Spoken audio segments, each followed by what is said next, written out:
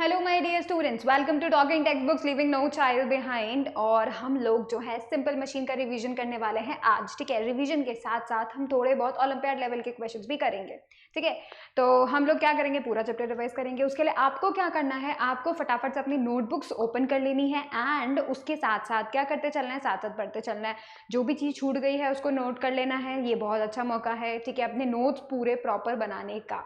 ठीक है, तो आपको क्या करना है, साथ साथ रिवाइज करते चलना है पूरा, और लास्ट में हम लोग करेंगे क्वेश्चंस। तो उसमें पता चल जाएगा कि तुम लोग कौन रोज रिवाइज कर रहा है और कौन नहीं कर रहा है, वो सब पता चल जाएगा। ठीक है, तो हम लोग स्टार्ट करते हैं। और आप लोग को पता है कि ये जो क्वेश्चंस हम लोग कर रहे हैं, ये क्वेश्चंस किसके लिए हैं, ये स्कूल एग्जामिनेशन के साथ साथ आपके ओलंपियाड लेवल के क्वेश्चंस भी हैं, राइट। तो मतलब एक तरीके से हम जो भी प्रिपरेशन कर रहे हैं वो स्कूल एग्जामिनेशन के लिए तो कर ही रहे हैं। तो मतलब तुम इन चीज़ों को पढ़ के स्कूल एग्जामिनेशन तो क्लियर कर ही लोगे, साथ ही साथ आप ओलंपियाड की तैयारी भी कर लोगे। तो बहुत अच्छा बेनिफिट यही होगा कि आप ओलंपियाड की तैयारी भी करो भाई, साथ साथ हो ही रही है तो करते रह चलो, राइट। तो हमको क्या करना है, हमको दोनों के लिए ट्राई करना है, दोनों को फाइट आउट करना है और हम दोनों में ही अपने बहुत ही अच्छे रिजल्ट्स लेकर आ सकते हैं। ठीक है, if you want any DPP और study material you can access them through the Telegram channel. All you need to do is to write the code TTB06 on the Telegram app, then join the channel and you can access all the DPPs and study material available over there. Right, देखो ये जो team है, this is the awesome team. ठीक है, देख लिया आप सभी ने।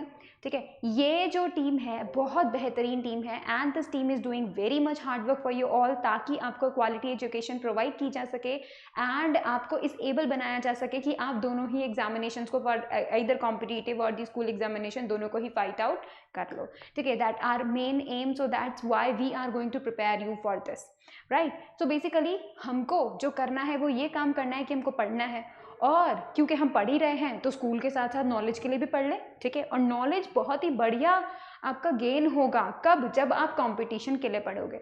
क्यों? क्योंकि कंपटीशन में सभी लोग तुम्हें ऐसे मिलेंगे जो बहुत पढ़ते होंगे, राइट। बहुत सारा नॉलेज होगा उन लोग के पास, छोटे छोटे बच्चे हैं और बहुत बहुत बहुत मेहनत करके वो कितना आगे बढ़ जाते हैं, राइट। और इससे क्या होगा, तुम्हें बहुत ही मेहनत करनी पड़ेगी ताकि तुम्हारे मन में ये रहे कि यस यार मुझे भी अब कुछ करना चाहिए, मुझे भी अच्छे से पढ़ना चाहिए, मुझे भी नॉलेज गेन करनी है, उसको इतना पता है मुझे भी पता होना चाहिए। ये सब बातें आपको क्लियर हो जाएंगी, राइट। एंड दैट्स वाई आपको क्या करेगा, एक कॉम्पिटिटिव आपका माहौल जो है वो बनेगा। इसके साथ ही साथ what you will be getting all the things, like आपको कॉन्फिडेंस बिल्डअप होगा, you will be getting the knowledge, आप अपना खुद का एक लेवल बनाओगे कि भाई मेरे इतने अच्छे मार्क्स आ सकते हैं, मैं इससे भी अच्छा कर सकता हूँ, एक प्रॉपर टेम्परामेंट आपको मिलेगा। ये बहुत ही बढ़िया बात होती है ना, अपनी ग्रोथ के लिए ये बहुत ज़रूरी होता है। ठीक है, तो चलो अभी मैं तुमको बताती हूँ कि उस ग्रोथ को आप और भी ज़्यादा कैसे एनहेंस कर सकते हो।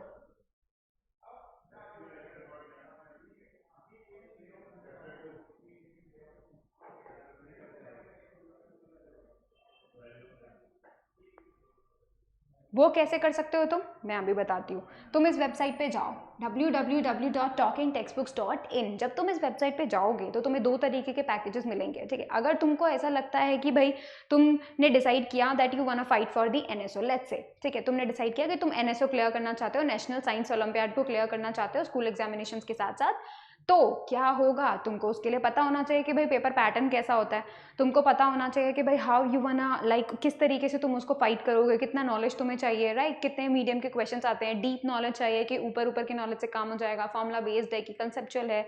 तो ये सब बातें तुम्हें पता होना चाहिए क्योंकि you wanna fight that exam, right. अब क्योंकि तुम्हें इसकी प्रिपरेशन करनी पड़ेगी तो तुम्हें बहुत सारी बुक्स पढ़नी पड़ेगी, ये भी मटेरियल ये भी मटेरियल ये भी मटेरियल, उसके बावजूद तुमको फिर भी ऐसा लगेगा दैट कुछ ना कुछ तो गड़बड़ है, राइट। तुमको ऐसा लगेगा, फिर क्या करोगे तुम वापस से जो है देखोगे, वंडर करोगे, तुम्हारी आधी एनर्जी तो इसी बात पे निकल जाएगी कि हम क्या पढ़े और क्या नहीं।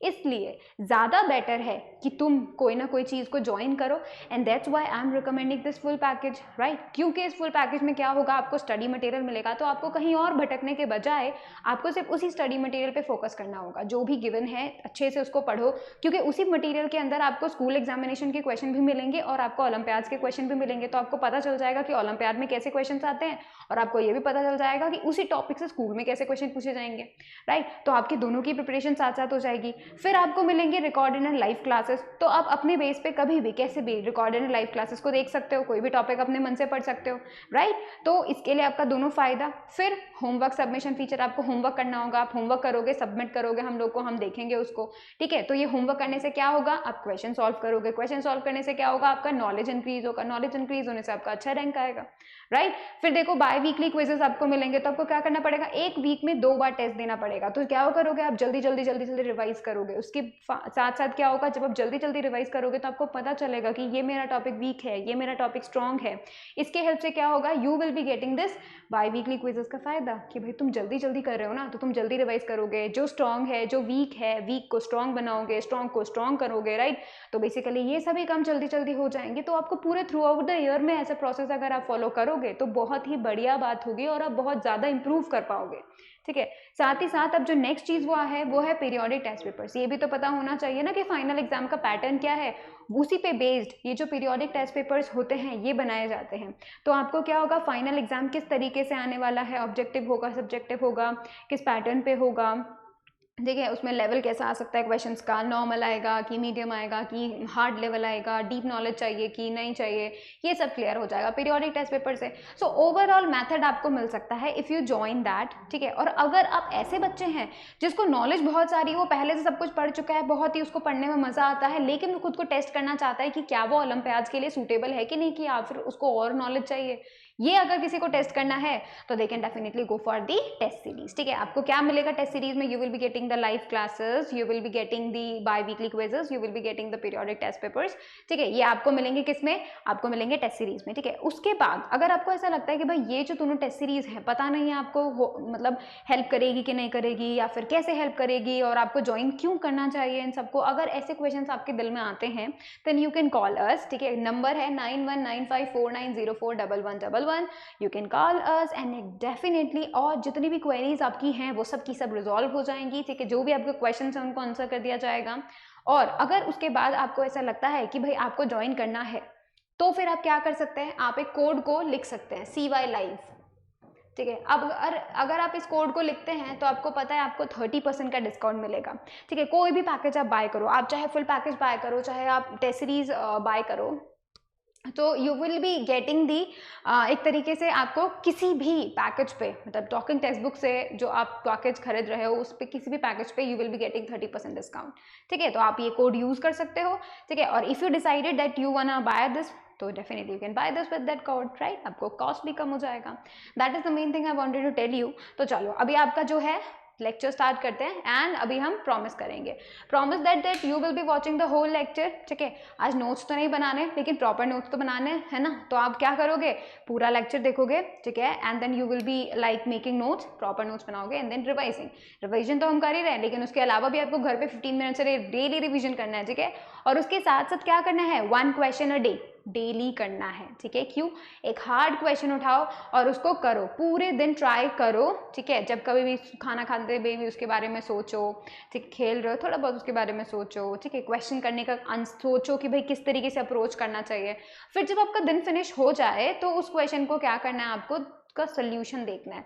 और जब आप उसके सोल्यूशन को देखोगे तब आपको पता चलेगा कि भाई ये सोचना चाहिए था तुमको, इस तरीके से अप्रोच करना चाहिए था, ये फॉर्मूला उसमें जो है लगने वाला है, ये उसके पीछे का कंसेप्ट है। तो इससे क्या होगा, आपको पता चलेगा कि आपको क्वेश्चन से कैसे डील करना है, प्रॉब्लम सॉल्विंग अप्रोच कैसे होनी चाहिए, ये आपको धीरे धीरे अपने आप पता चलता जाएगा, ठीक है। And that's why I am recommending कि तुम क्वेश्चंस करो। अभी देखो हम लोग क्या कर रहे हैं, रिवीजन कर रहे हैं, मशीन्स का रिवीजन कर रहे हैं, सिंपल मशीन्स का रिवीजन कर रहे हैं, ठीक है। ये ज़रूरी क्यों है भाई, हम लोग रिवीजन तो कर ही रहे हैं।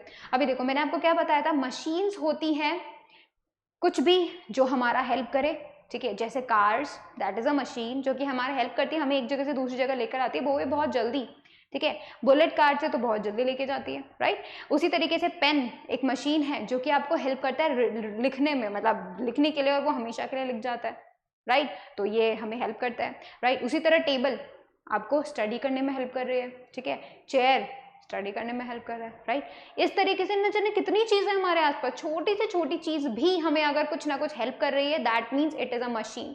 कुछ ऐसी मशीन्स होती है जो बहुत कॉम्प्लेक्स होती है, मतलब बहुत बहुत बहुत हार्ड होती है, ठीक है, वो बहुत सारी सिंपल मशीन से मिलकर बनी होती है। तो वो जो मशीन्स होती हैं उन्हें हम क्या बोलते हैं, वो तो सिंपल मशीन्स नहीं होती हैं, वो तो क्या होती है, हार्ड मशीन्स होती हैं, क्योंकि कंपाउंड मशीन्स हो सकती हैं, उनको आप कॉम्प्लेक्स मशीन्स भी बोल सकते हो, राइट। तो ये तो वो मशीन्स हुई। ऐसी कुछ मशीन्स हैं जो बहुत सिंपल होती हैं और वही उन्हीं सबको जोड़ जोड़ कर हम एक बड़ी कॉम्प्लेक्स मशीन बना सकते हैं। वो जो कॉम्प्लेक्स मशीन्स हैं उनका एग्जाम्पल देखो, कार हुआ, कंप्यूटर हुआ, बाईसाइकिल हुई, ठीक है। तो ये तो तुम लोग भाई देख सकते हो, बोल सकते हो कि भाई ये जो हैं, चलो ठीक है मान लिया ये तो हार्ड मशीन्स हैं, बट ऐसी मशीन जो इनको बनाती हो वो कौन सी मशीन है, उन्हें हम कहते हैं सिंपल मशीन, ठीक है।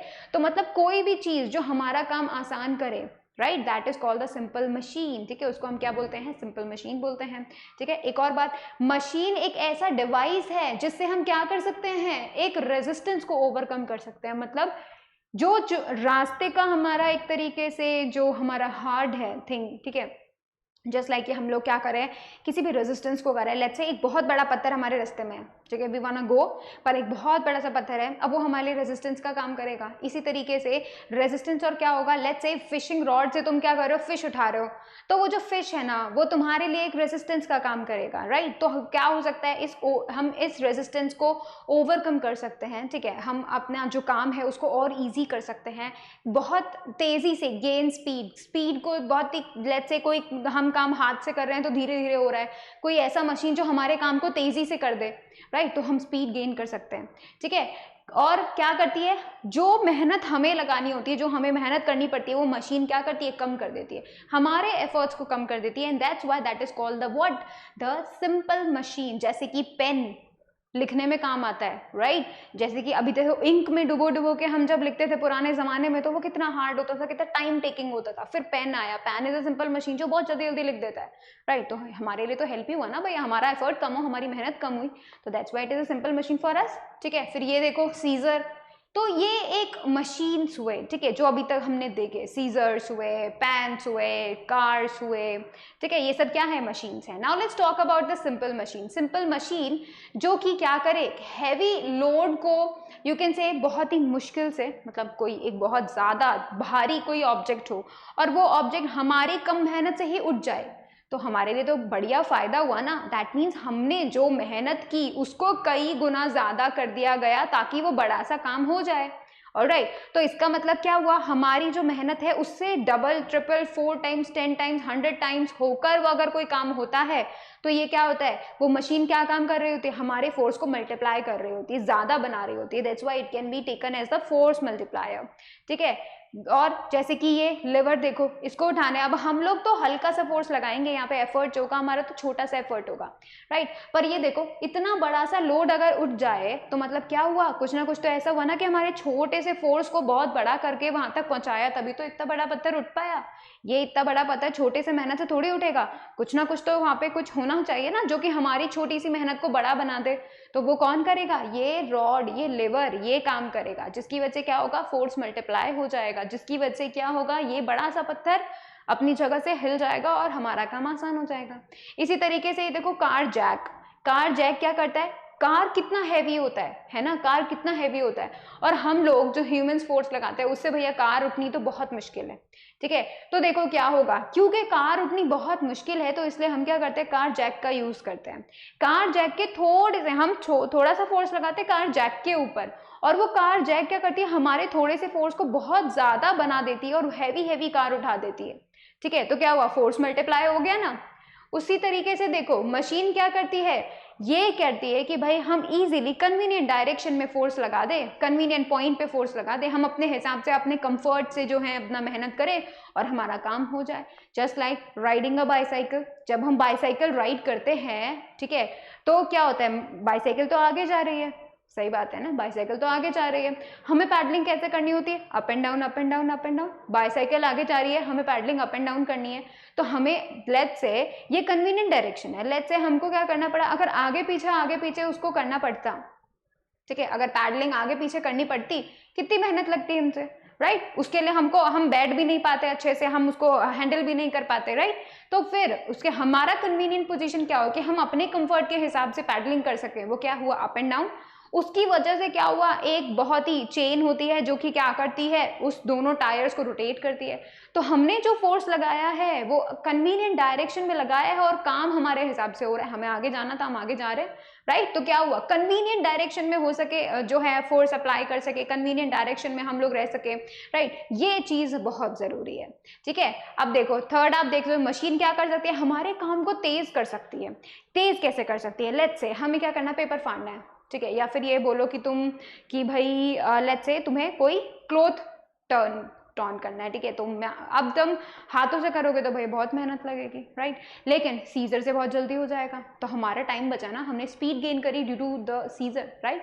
तो इसका मतलब क्या हुआ, मशीन हमें बहुत हेल्प करती है, ठीक है। साथ ही देखो पुली, देखो ये भी क्या करी, कन्वीनियंट डायरेक्शन का केस है भाई। कन्वीनियंट डायरेक्शन, हमको लोड उठाना था, ठीक है, नीचे से ऊपर उठाते हैं तो बहुत मेहनत लगती है, ऊपर से नीचे खींचते हैं तो काम ज़्यादा आसान हो जाता है, राइट। तो हमारा डायरेक्शन वाला जो थिंग था वो हो गया, हमने कन्वीनियंट डायरेक्शन में अप्लाई किया फोर्स, ना काम हो गया, राइट। यही चीज़ क्या करती है, सिंपल मशीन्स बताती है। अब देखो क्लासिफाई हम कैसे कर सकते हैं सिंपल मशीन को, 6 टाइप्स की सिंपल मशीन्स होती हैं। नंबर 1 लिवर, ठीक है, और उसके बाद लिवर होता है 3 टाइप्स का, क्लास 1, क्लास 2, क्लास 3, ठीक है। Number 2 wheel and axle, number 3 pulley, number 4 inclined plane, number 5 wedge, number 6 screw, ठीक है। ये 6 जो है सिंपल मशीन्स होती हैं और हम इन सभी के बारे में स्टडी करेंगे, ठीक है। चलो अब देखो कैसे एक मशीन काम करती है। उसके लिए क्या करना पड़ता है, हमें थोड़ा सा इनपुट देना पड़ता है, ठीक है, थोड़ा सा इनपुट देना पड़ता है, थोड़ा सा मेहनत करना पड़ता है। उसको हम क्या बोलते हैं, हम उसको एफर्ट बोल देते हैं, हम उसको इनपुट बोल देते हैं, ठीक है। तो देखो ये हुआ इनपुट जो हमने मशीन को दिया, ठीक है, दिस इज द इनपुट जो हमने मशीन को दिया। क्या होता है input, work done on the machine या फिर energy supply to machine is called input, और इसी को हम क्या बोलते हैं, एफर्ट भी बोलते हैं। फिर आता है मशीन जिसके ऊपर हमने काम किया, और ये मशीन हमारा काम को कैसे कर देती है, वो उसका आउटपुट है। मशीन के काम करने के बाद हमें जो रिजल्ट मिलता है दैट इज द आउटपुट, ठीक है। आउटपुट क्या बोलते हैं, work done by machine on the load is known as output. हमें जो रिजल्ट मिल रहा है, जैसे हमारा एफर्ट क्या हुआ, मान लो जो सीजर है दैट इज अ मशीन, ठीक है, सिंपल मशीन है वो, सीजर इज अ मशीन। अब हमने एफर्ट क्या लगाया, हमने उसको होल्ड किया और हमने ऊपर नीचे उसको दबाया, ठीक है, ये हमारा एफर्ट है। हमें रिजल्ट क्या मिला, जो भी पेपर है, जो भी क्लॉथ है, वो 2 टुकड़ों में मिल गया। तो कैंची ने आगे जाके, सीजर ने आगे जाके जो है कपड़े को काटा, वो उसका काम हो गया। वर्क डन क्या हुआ, वो क्या हुआ, जो सीजर ने कपड़े को काटा। हमने जो सीजर को चलाया दैट इज आवर एफर्ट। तो हम कुछ एफर्ट देते हैं, हम कुछ मेहनत करते हैं, हम कुछ वर्क करते हैं, हम कुछ एनर्जी देते हैं, मशीन काम करती है और हमें कुछ ना कुछ रिजल्ट मिलता है, ठीक है। तो ये चीज़ है हमको समझनी है। अब देखो मैकेनिकल एडवांटेज की बात करते हैं। मैकेनिकल एडवांटेज क्या होता है भाई, मशीन हमारा काम कर रही है, हमारे काम को सिंपल बना रही है, हमारे काम को इजी बना रही है, समझ में आता है। कितना इजी बनाती है, अगर हम नंबर्स में बोले, मतलब लेट्स से 25 टाइम्स जो है हमारे काम को इजी बना रही है, 50 टाइम्स हमारे काम को इजी बना रही है, तो कोई मशीन हमारे काम को कितना इजी बना रही है वो किससे पता चलेगा, मैकेनिकल एडवांटेज से। एडवांटेज मतलब फायदा, हमें कितना फायदा मिल रहा है, राइट। तो हमें कितना फायदा मिलता है वो चीज हम कैलकुलेट कर सकते हैं एमए के फॉर्मूले से। लोड अपॉन एफर्ट, कितना मेहनत है, या फिर यू कैन से लोड का मतलब कि भाई कितना हमें ओवरकम करना है, कितना भारी चीज उठानी है, या फिर क्या हमारा एक्चुअल में हमें चाहिए आउटपुट, ठीक है, कितना मशीन काम करेगी वो, ठीक है। एफर्ट, हम जो मेहनत कर रहे हैं मशीन के ऊपर, ठीक है, दैट वुड दी एफर्ट। उसके बाद अगर हम दूसरा एक तरीके से देखें तो हम लिवर्स के मामले में बोलते हैं effort arm divided by the load arm. ये मैं तुम्हें बताती हूँ, ठीक है, वैसे तो हमने सीख लिया है।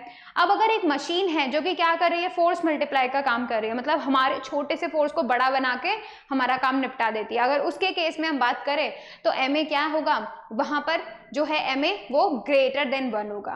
क्यों, क्योंकि मेहनत अब मशीन का ज्यादा है, हम तो कम मेहनत कर रहे हैं, मशीन उसको ज्यादा कर रही है और फिर हमारा काम निपटा रही है, तो इसका मतलब मशीन ने ज्यादा काम किया, that's why advantage would be greater than 1, ठीक है, हमें फायदा हो रहा है। अ machine gives the gain in speed, यहाँ पे क्या होगा, मैकेनिकल एडवांटेज लेस देन 1 होगा, ठीक है। क्यों, क्योंकि एफर्ट जो है वो ज्यादा होगा लोड से। लोड जैसे लेट से कपड़े काट रहे हो तो लोड ज्यादा थोड़ी हुआ, कपड़ा तो बहुत हल्का सा होता है ना, लोड तो ज्यादा हुआ ही नहीं।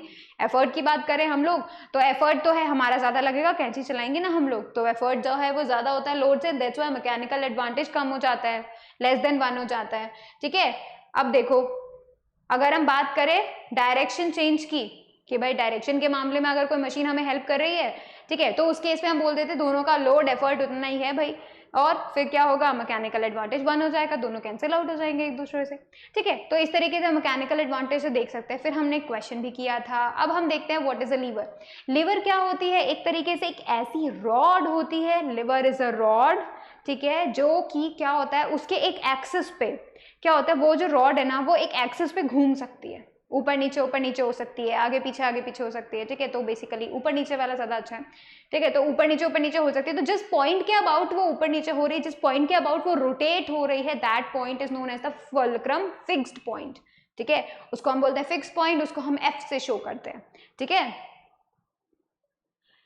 जो पॉइंट मूव नहीं करता, रिमेन फिक्स होता है, ठीक है, वो कहाँ होता है, ये वाला पॉइंट। तो मतलब ये जब कभी भी लिवर यूज कर रहे होते हैं हम एक्चुअली में, लिवर अप एंड डाउन हो रहा होता है, उस वक्त ये एक पॉइंट होता है जो फिक्स होता है, that is known as the fulcrum. उसे हम क्या बोलते हैं, फल्क्रम बोलते हैं।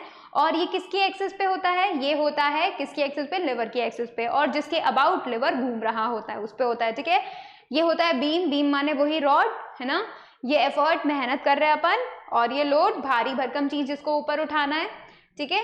अब देखो क्लास 1 लेवर में क्या होता है, क्लास 1 लेवर में होता है उसका फुलक्रम बिल्कुल बीच में होता है। फुलक्रम क्या होता है, बीच में होता है, ठीक है। बिल्कुल बीच में तो नहीं कह सकते, बट हाँ एफर्ट और लोड के बीच में होता है, कहीं पे भी हो सकता है वो, है ना।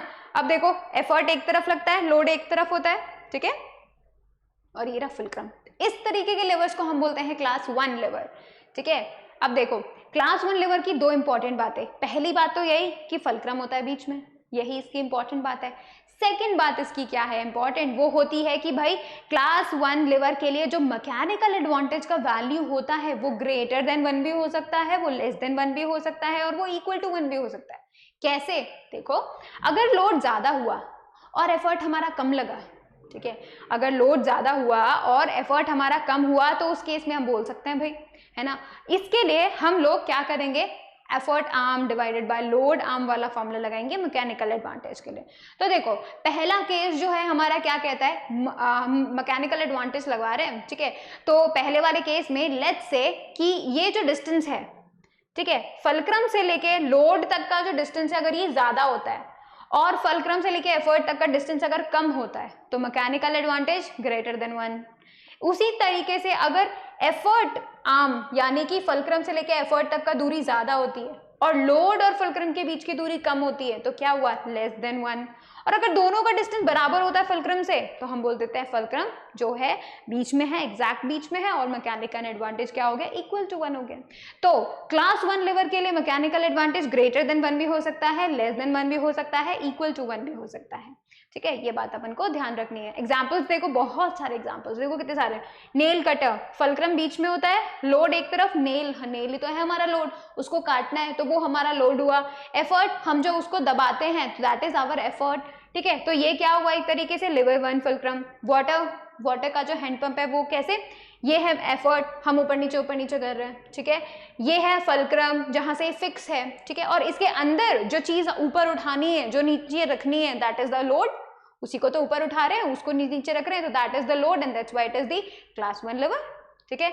स्पून टू ओपन लिड, यहाँ पे फल्क्रम में टच हो रही है, लोड ये ढक्कन जिसको हमें उठाना है, और एफर्ट जो हम दबा रहे हैं, दैट इज आवर एफर्ट। इसी तरीके से क्लॉ हैमर, फल्क्रम यहाँ से अटैच है, लोड ये कील जो है, ये नेल है, उसको निकालना है, एफर्ट हमारा यहाँ पे लग रहा है जो हम उसको क्या कर रहे हैं, नीचे से ऊपर नीचे कर रहे हैं।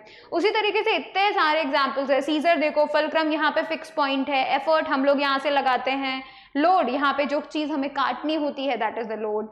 सीसॉ में देखो फल्क्रम बीच में होता है, एक तरफ बच्चा है वो लोड बन सकता है, एक तरफ बच्चा है जो एफर्ट बन सकता है, राइट। फिर देखो प्लायर में एक तरफ लोड जो काटना है, जो पकड़ना है, राइट, फल्क्रम बीच में और एफर्ट हमारा एक तरफ, राइट। तो ये तरीके जो भी हैं सबके सब किसके हैं, क्लास 1 लिवर के हैं, ठीक है। अब हम बात किसकी करते हैं, क्लास 2 लिवर की बात करते हैं। क्लास 2 लिवर का सबसे इंपॉर्टेंट चीज क्या है, क्लास 2 लिवर का सबसे इंपॉर्टेंट चीज क्या है कि ये जो लोड है ये बीच में आता है, फल्क्रम और एफर्ट के बीच में आता है लोड, ये क्लास 2 की पहचान है, ठीक है। और इसके 2 इंपॉर्टेंट बातें क्या है, पहली बात तो भैया कि लोड आता है बीच में, एक तरफ फल्क्रम एक तरफ एफर्ट, ठीक है। सेकेंड बात, इसका जो मैकेनिकल एडवांटेज है हमेशा मोर देन 1 रहेगा। क्यों 1 रहेगा, क्योंकि देखो तुम खुद से, फलक्रम से लेके लोड छोटी डिस्टेंस है, फलक्रम से लेके एफर्ट बहुत बड़ी डिस्टेंस है, तो हमेशा लेस देन 1 रहेगा। क्लास 2 लिवर में हमेशा मोर देन 1 रहेगा एक्चुअली, क्योंकि लोड है ना ज्यादा, तो that's why it would be more 1। ठीक है, उसका जो एफर्ट आर्म है वो बहुत बड़ा है। ठीक है, इसीलिए क्या होगा, लेट मी राइट दैट। ठीक है, कहीं तुम कंफ्यूज ना हो जाओ।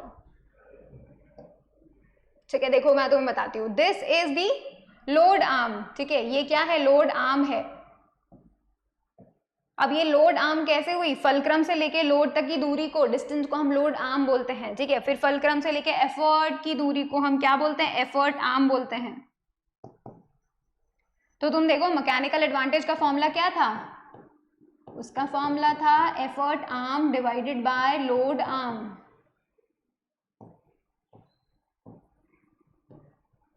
अब देखो एफर्ट आर्म तो हमेशा बड़ी रहेगी क्योंकि वो तो हमेशा दूर रहने वाला है, और लोड आर्म हमेशा कम रहेगा क्योंकि वो तो हमेशा पास रहने वाला है। तो effort arm will be greater than 1, ये हमेशा क्या रहेगा, ये हमेशा ग्रेटर रहेगा। ठीक है, ये हमेशा ग्रेटर रहेगा, और ये हमेशा लोड आर्म हमेशा लेस रहेगा, that's why it would be greater than 1, हमेशा 1 से बड़ा रहेगा। ये इसका क्या हुआ, एक तरीके से फीचर ही हुआ इसका, है ना। चलो अब दो बातें इंपॉर्टेंट हो गई है।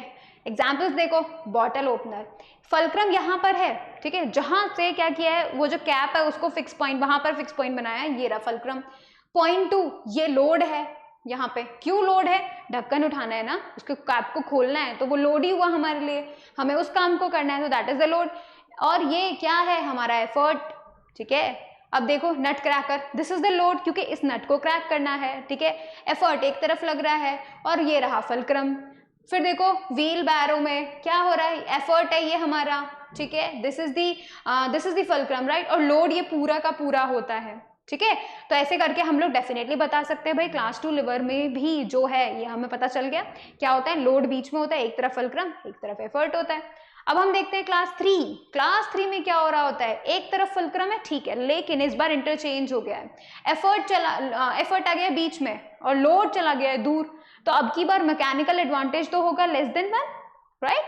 देखो जो इंपॉर्टेंट बातें देखनी है वो, एफर्ट हुआ बीच में, MA इज लेस देन 1, क्यों, क्योंकि MA यानी यू कैन से एफर्ट आर्म जो है वो छोटी है और लोड आर्म बहुत बड़ी है, और हमेशा क्लास 3 लिवर में तो यही रहने वाला है, एंड दैट्स व्हाई हम लोग बोलेंगे मैकेनिकल एडवांटेजेस लेस देन 1। ठीक है, चलो अभी देखो एग्जाम्पल्स, फिशिंग रॉड इसका एग्जाम्पल है। क्यों फिशिंग रॉड क्यों है इसका एग्जाम्पल, बिकॉज देखो ये जहां से फिक्स पॉइंट है दैट इज द फलक्रम। ठीक है, फलक्रम है यहाँ पे, फिर ये जो रॉड है fishing rod, this is the effort, क्योंकि यहाँ पे तो हम मेहनत लगा रहे हैं, इस पूरी रॉड को उठा रहे हैं, राइट, तो एफर्ट तो वही है हमारा। एंड लोड इज व्हाट, जो फिश उस पर लटकी होगी, जो उस पर फिश अटकी है ना, स्टिक हो जाएगी, वो ही क्या है हमारा लोड, उसी को तो उठा रहे होंगे। अब इस तरीके से टेनिस रैकेट को देखो, एक तरफ है फुलक्रम जहां से होल्ड आउट किया है, लोड हो रहा है इस तरफ। ठीक है, लोड किस तरफ हो रहा है, इस तरफ, क्योंकि बॉल यहाँ स्टिक करेगी, that is the load, ball आ रही है वो लोड है उसका, और एफर्ट पूरे रैकेट पे लगेगा, तो बीच में कहीं भी एफर्ट है हम ले सकते हैं। ठीक है, फिर स्पेड लिफ्टिंग का लोड बिल्कुल सेम टू सेम यही काम है, नाइफ को तुम देखो बिल्कुल सेम काम है, राइट। शुगर टोंग्स में देखो, यहाँ पे कोई भी चीज उठाने के लिए रखेंगे, लोड हमारा होगा, यहाँ पे fulcrum and this is the effort, right. तो इस तरीके से हम लोग देख सकते हैं। अब देखो यहाँ पे हमें क्या, मैंने तुम्हें बताया था ना कि तुम्हें किस तरीके से याद रखना है, तीनों लिवर्स में how you are going to remember, you are going to remember by flee, इससे तुम रिमेंबर करोगे, क्या रिमेंबर करोगे कि भाई क्लास 1 लिवर में फलक्रम बीच में आता है, क्लास 2 लिवर में लोड बीच में आता है, क्लास 3 लिवर में एफर्ट बीच में आता है, इससे तुम्हें पता चल जाएगा क्लास 1, क्लास 2, क्लास 3, ये तुम्हें पता चल जाएगा। ठीक है, ये चीज तुम्हें रिमेंबर करनी है। अब हम देख लेते हैं बाकी की जो यू कैन से जो सिंपल मशीन्स हैं, उन सभी को हम लोग देख लेते हैं। ठीक है, उन सभी को हम लोग देख लेते हैं। तो हमारी जो पहली मशीन है वो हम पढ़ने वाले हैं, दूसरी जो सिंपल, पहली तो हमने पढ़ ली लिवर, है ना। सेकेंड देखो तुम, पुली, पुली में हमने क्या बताया था, पुली में हमने बताया था क्या होता है, एक व्हील होता है ना, यू कैन से व्हील नहीं, पर हम इसे बोल सकते हैं सर्कुलर डिस्क होती है। ठीक है, सर्कुलर डिस्क होती है, उसके चारों तरफ होता है ग्रूव, उस ग्रूव के ऊपर रस्सी लिपटी होती है। ठीक है, रैप होती है उसके ऊपर, जो है यू कैन से रोप रैप होती है, और वहां वो क्या होता है, फिक्स होती है क्योंकि वो क्या मूव नहीं कर सकती, up and down, right and left ऐसे मूव नहीं करती। वो क्या करते हैं, वो जो पूरा का पूरा सर्कुलर डिस्क है वो एक ही जगह पे रहती है, रोटेट करते रहती है। ठीक है, अब क्या हो रहा है, यहाँ से वो फिक्स है, मिडिल पॉइंट से फिक्स है, इट कैन ओनली रोटेट। ठीक है, ये जो है दिस इज कॉल्ड एक्सल, जहाँ पे वो अटैच होती है, और फिर होता है एक सपोर्ट। ठीक है, this type of machine is known as the simple machine which is also known as the pulley. इसको हम क्या बोलते हैं, पुली बोलते हैं। whenever you get a disc with grooves and it is able to rotate only about that axis is known as the pulley। ठीक है, इसका हेल्प कैसे कर सकते हैं, मतलब क्या ये काम में आ रही है हमारे, ये चीज तो देखना जरूरी है ना। तो देखो इस तरीके से हम लोग इसको यूज कर सकते हैं इस हैवी से ऑब्जेक्ट को उठाने के लिए। इंस्टीड ऑफ हम इसको ऊपर उठा रहे हैं, instead of like this pulling up like this one is so much easy. ऐसे करना हमारे लिए इजी रहेगा। नीचे से उठाएंगे बहुत मेहनत लगेगी, ऊपर से अगर हम खींचते हैं तो हमारा काम हेल्प होता है, कन्वीनियंट डायरेक्शन में फोर्स लग रहा है। ठीक है, हम चाहते हैं ये चीज ऊपर आ जाए, है ना। अब हमारी मतलब हमारे हेल्प, हमारे एफर्ट कम हो, हमारी मेहनत कम लगे, तो उसके लिए या तो हम ऐसे उठा लें या तो ऐसे उठा लें। और उसमें हमने देखा कि भाई हमारी मेहनत किस में कम लग रही है, ऊपर से नीचे लाने में कम लग रही है, तो हमने क्या किया, ऊपर से नीचे के लिए पुली बना दी। तो इससे हमारे काम को तो कम किया ना। और ये पुली कई जगह यूज होती है, बहुत जगह यूज होती है।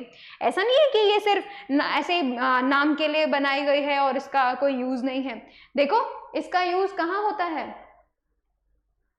क्रेन्स में।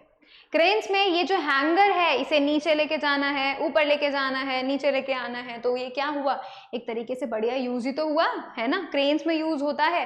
सेकेंड आप देखो इस तरीके से, ये किसका पोल है, ये एक तरीके से पोल है उसका फ्लैग हॉइस्ट का। कुछ ही टाइम पहले हमने फ्लैग हॉइस्ट किया था, राइट। तो जो फ्लैग हॉइस्ट है उसके लिए क्या करना होता है, एक पुली होती है। उस पुली के हेल्प से, उसके ऊपर एक रस्सी रैप होती है, ठीक है, उसके हेल्प से क्या होता है, हम क्या करते हैं, फ्लैग को बांध देते हैं और उसे ऊपर ले जाते हैं। फिर जो नीचे खड़ा होता है बंदा, वो उस रस्सी को छोड़ता है, उस तरीके से खोलता है, एंड वो क्या हो जाता है, फिर हॉइस्ट हो जाता है, राइट। तो basically this is also lit, तो मतलब फ्लैग हॉइस्टिंग में भी हमें ये पुली यूज होती है। ठीक है, और भी न जाने क्या क्या चीजें हैं जहां पे पुली यूज होती है, न जाने क्या कितनी सारी जगह है, तुम खुद से उसको नोटिस कर पाओगे, है ना। तो तुम्हारा काम भी है ये नोटिस करो भाई, ये पुली तुम कहाँ कहाँ यूज होते हो, आखिर ये पुली को सिंपल मशीन बोलते हैं तो फिर कहाँ कहाँ वो यूज होती है। ठीक है, ये चीज हमको देखना है। तुमने देखा होगा उसमें फिशिंग रॉड में पुली होती है। पता है कैसे, फिशिंग रॉड में क्या होता है, जब तुम्हें अब जो है रॉड है उसको आगे पहुंचाना होता है, तो यू आर लाइक उसको इस तरीके से घुमाते हो, तो जो उसके ऊपर रस्सी लिपटी होती है, जो रैप होती है, वो जाती है, फिर उसको रैप अप भी करते हो। ठीक है, तो वो एक तरीके से क्या, पुली ही तो है, राइट, पुली तो है, उसमें एक सर्कुलर डिस्क है, वो रोटेट होती है। ठीक है, अब देखो wheel and axle, this is our next one. ठीक है, व्हील एंड एक्सल कहाँ गया, ये रहा। व्हील एंड एक्सल भी थर्ड टाइप ऑफ मशीन है, एंड इसके अंदर क्या होते हैं, दो सिलेंडर्स होते हैं। ठीक है, इसके अंदर क्या होते हैं, दो सिलेंडर्स होते हैं, एंड ये जो सिलेंडर्स होते हैं ये अलग अलग साइजेस के होते हैं।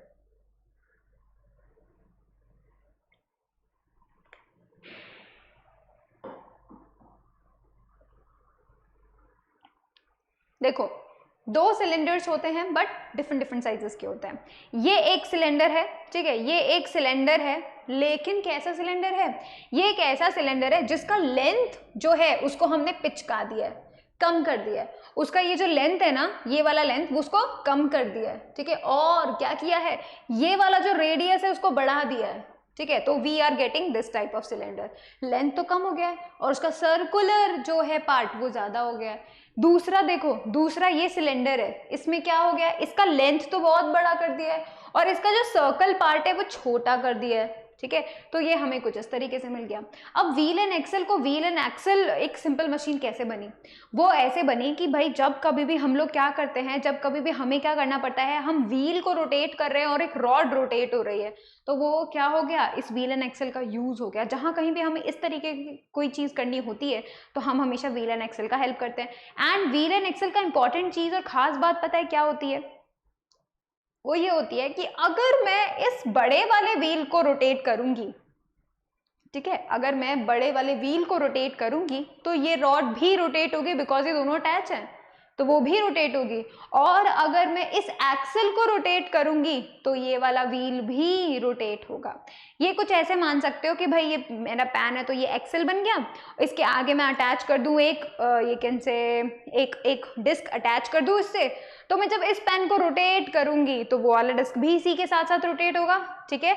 और कुछ इस तरीके से कि भाई जब मैं व्हील रोटेट करूंगी तो ये पेन भी उसी के साथ साथ जाएगा, ठीक है, उसके साथ साथ रोटेट होगा। जैसे जो कार्स होती हैं, बसेस होती हैं, उनके जो व्हील्स होते हैं वो व्हील एंड एक्सल ही होते हैं, दो व्हील्स और बीच में उनको ज्वाइन करती हुई एक रॉड, ठीक है। तो ये जो है वो व्हील एंड एक्सल का ही एग्जाम्पल है। So this wheel and axle is a good, you can say a good machine, ठीक है। और ये व्हील एंड एक्सल बहुत ईजीएस्ट भी है कि बिकॉज सिंपल मशीन की कैटेगरी में तो आती है ना इसको।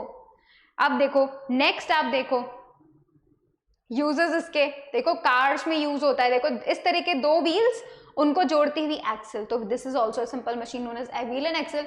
और ये सिंपल मशीन हेल्प करती है इतनी बड़ी कॉम्प्लेक्स मशीन यानी कार को बनाने के लिए, ठीक है। नेक्स्ट आप देखो लॉक, हमारे घर का जो दरवाजे का हैंडल होता है उसे कैसे करते हैं, रोटेट करते हैं, खुल जाता है, रोटेट करते हैं, बंद हो जाता है, राइट। जब हम उसको रोटेट कर रहे होते हैं मतलब ये होता है व्हील और इससे कनेक्टेड होती है एक रॉड, राइट। तो जब हम व्हील को रोटेट कर रही है वो रॉड भी रोटेट हो रही है और लॉक खुल रहा है। जब व्हील को अलग रोटेट करते हैं दूसरे डायरेक्शन में तो रॉड भी रोटेट होती है और वो बंद हो जाता है, ठीक है। तो ये जो डोर हैंडल है, यू कैन से डोर नॉब है, ये भी व्हील एंड एक्सल का बहुत ही बढ़िया एग्जांपल है। इसके अलावा आप देखो इस तरीके से, दिस इज द रॉड, ठीक है, you can say this is the axle, this is the wheel. अब जब इस व्हील को घुमाएंगे, इस व्हील को घुमाएंगे तो ये जो एक्सल इससे जॉइन है, अटैच है, वो भी रोटेट करेगी। अब जब ये भी रोटेट करती है, अगर ये सब भी रोटेट कर रही है अगर, तो क्या होगा, दोनों के दोनों साथ साथ रोटेट होंगी, तो व्हील एंड एक्सल का एग्जांपल हुआ ना। तो देखो बकेट को उठाने के लिए इसको इन्होंने यूज किया है, क्या किया है, व्हील एंड एक्सल को यूज किया, this is a simple machine, right. तो इसने हमारा काम ईजी कर दिया। चलो अब हम नेक्स्ट देखते हैं इंक्लाइन प्लेन। इंक्लाइन प्लेन क्या हेल्प करता है, इंक्लाइन प्लेन हमें हेल्प करता है कैसे, देखो एक ऑब्जेक्ट को घसीट के लेके जाना, यू कैन से उसको फोर्स लगा के ऊपर चढ़ाना इजी, रेदर देन तुम उसको उठा के पूरा का पूरा ऊपर रख रहे हो। तो इजी क्या हुआ, ऊपर लेके जाना, उसको धक्का मार के ऊपर लेके जाना बहुत इजी है, रेदर देन उसको उठा के लेके जाना, and that's how this incline plane is going to help us, ठीक है। अब तुम सोचो, लेट्स से तुम्हें क्या करना है, घर के अंदर कोई लेट्स से कोई व्हीकल, ठीक है, या समथिंग कुछ तुमको लेके जाना है। अब उसको रैंप पे से अगर तुम चढ़ाते हो तो वो बहुत इजीली चढ़ जाएगा, और अगर पूरे के पूरे ऑब्जेक्ट को उठा के ऊपर लेके जाओगे तो बहुत मेहनत लगेगी। तो एक तरीके से हमारे इन सिंपल मशीन का फिर फायदा क्या हुआ, हमें तो अपना काम आसान बनाना है ना, तो उसके लिए हमने क्या किया, इंक्लाइन प्लेन को यूज किया, बनाया, ठीक है। क्या होता है इंक्लाइन प्लेन, एक सिंपल एक स्लैंट, यू कैन से एक ऐसी प्लेन सरफेस होता है जो कि किसी एंगल पे होता है, हॉरिजॉन्टल से किसी एंगल पे होता है, यू कैन देखो हॉरिजॉन्टल, ठीक है। और ये किसी ये वाला जो ये है ना, this is the incline plane which is at some angle, ठीक है, एक एंगल पे थोड़ा सा टेढ़ा होता है, ठीक है, यू कैन से दैट। इसके एग्जांपल्स देखो किस तरीके से हमको हेल्प कर सकता है, लाइक दिस, इस ड्रम को, ठीक है, इस ड्रम को अगर हम रोल करके ऊपर लेके जाते हैं तो मेहनत कितनी लग रही है, 10 kg, सिर्फ 10 kg मेहनत लग रही है। लेकिन अगर इसको हम उठा के ऊपर रख रहे हैं तो देखो 25 kg मेहनत लग रही है। सोचो किसमें कम लग रही है, रोल करके लेके जाने में। तो ये इंक्लाइन प्लेन क्या कर रहा है, मदद ही तो कर रहा है, हमारे एफर्ट्स को कम करने की कोशिश कर रहा है, राइट। इसी वजह से ये जो इंक्लाइन प्लेन है ये बहुत हेल्पफुल है, इसी वजह से ये हेल्पफुल है ना, क्योंकि मेनली क्या काम कर रहा है, मेनली हमारे ही काम को एफर्ट का कम कर रहा है। तो कोई भी चीज़ है, let's say you वांना let's say कुछ भी चीज़ जो तुम्हें बहुत हैवी से, कुछ लेट्स से बहुत सारी हैवी ऑब्जेक्ट्स तुम्हें अपने घर में लेके जानी है, ठीक है, और क्योंकि तुम उन हैवी ऑब्जेक्ट को उठाने तो वो पॉसिबल नहीं, क्योंकि अगर ज़्यादा हैवी है तो बहुत हैवी हो जाएगा, काम बहुत ज़्यादा हो जाएगा, मेहनत बहुत ज़्यादा हो जाएगी। तो उसके चक्कर में तुम क्या कर सकते हो, तुम एक ऐसा कुछ एक ले सकते हो जिसको हम रोटेट करवा सके, जिसके कुछ टायर्स हो, लेट्स से रोलिंग सूटकेस जो होते हैं उनको यूज़ कर सकते हो, जिससे तुम्हारा काम भी इजी हो जाएगा, घर के अंदर भी चले जाएंगे। क्यों, क्योंकि तुम्हें सिर्फ इंक्लाइन प्लेन पे उनको लेके जाना होगा, चढ़ाना होगा, राइट। तो इससे हमारी मेहनत कम होगी। अब जैसे आप खुद देखो, जो ऐसी बड़े बड़े ट्रक्स होते हैं जो कार्स को क्या करते हैं, एक जगह से मैन्युफैक्चरिंग जगह से दूसरी जगह शोरूम्स में लेकर जाते हैं, तो उनके अंदर कार को चढ़ाना, मतलब उस ट्रक के अंदर कार को अंदर लेके जाना would be so much heavy, कितना मुश्किल होगा, राइट, कितना हार्ड होगा। उसके लिए जगह में भी क्या होगा, इंक्लाइन प्लेन यूज आते हैं। कार को ऊपर चढ़ाने के लिए हम इंक्लाइन प्लेन का यूज करते हैं।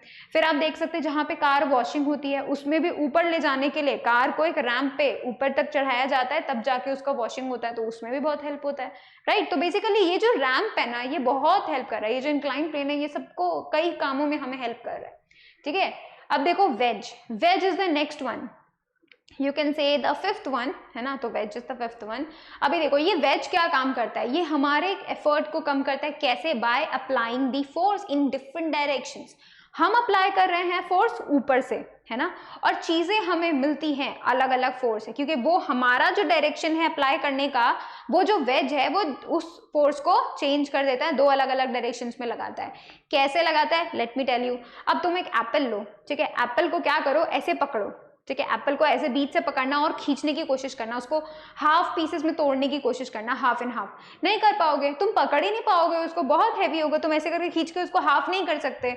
लेकिन अगर तुम नाइफ यूज करो तो देखो, तुम नाइफ ऊपर से ऐसे लगाओगे, ठीक है, तुम क्या करोगे, नाइफ को ऐसे ऊपर से लेके उसको नीचे तक लेके जाओगे, लेकिन क्या होगा, वो हाफ में कट जाएगा। फोर्स कहाँ गया, फोर्स नीचे, हम तो नीचे लगा रहे हैं, लेकिन जो नाइफ है वो साइड बाय साइड लगा रहा है, और साइड की वजह से वो क्या कर रहा है, दो पीसेस ऑफ एप्पल को अलग कर देता है, ठीक है।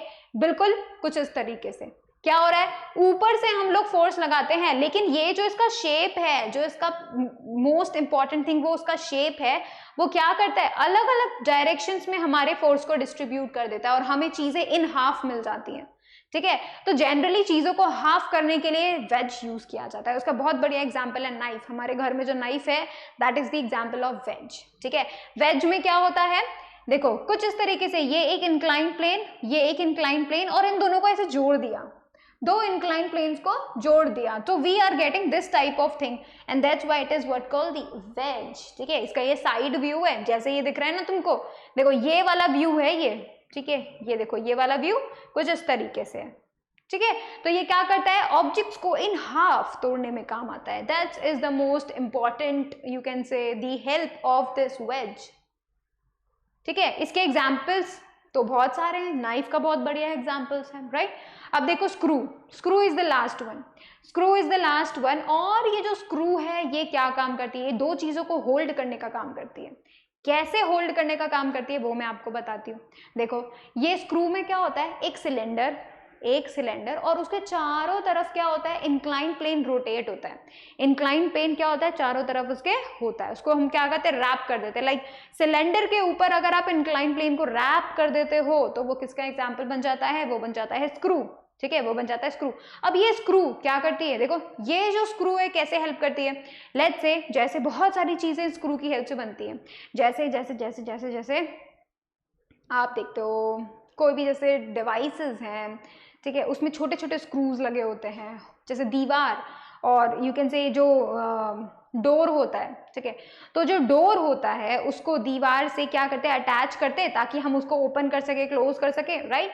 तो उसके लिए जो रोटेटिंग एंगल्स होते हैं वो भी किससे अटैच होते हैं, इसकी वजह से अटैच होता है। कोई भी दो सरफेसेस अगर हमें एक दूसरे से अटैच करनी है, कोई भी दो सरफेसेस अगर एक दूसरे से अटैच करनी है, we must use the screw, ठीक है, उनको होल्ड करने का काम करता है ना, क्योंकि उसी तरीके से देखो बॉटल और कैप, उनको होल्ड करने का काम भी ये स्क्रू कर रहा है, ठीक है। तो मतलब ऐसा जगह जहां पे तुम्हें रोल करना पड़ रहा है उसको, उसके बाद वो स्टक हो जाती है चीज, वो बाहर नहीं निकलती, तो वो किसका एग्जाम्पल होता है, वो होता है स्क्रू का एग्जाम्पल, ठीक है। तो ये जो स्क्रू होता है मेनली आपको क्या ध्यान में रखना है, बस आपको ये ध्यान में रखना है कि स्क्रू में क्या होता है, एक सिलेंडर और उसके चारों तरफ रैप अप होता है एक इंक्लाइन प्लेन, और वो जो इंक्लाइन प्लेन रैप होता है उसमें क्या होता है, ये पावर होती है कि वो दो सरफेसेस को या फिर दो ऑब्जेक्ट्स को होल्ड करता है, ठीक है, उनको फिर अलग नहीं होने देता, तो जब तक कि तुम स्क्रू को खोल नहीं देते, जब तक तुम स्क्रू को खोल नहीं देता हेल्प नहीं होगा, ठीक है, वो चीजें अलग नहीं होंगी।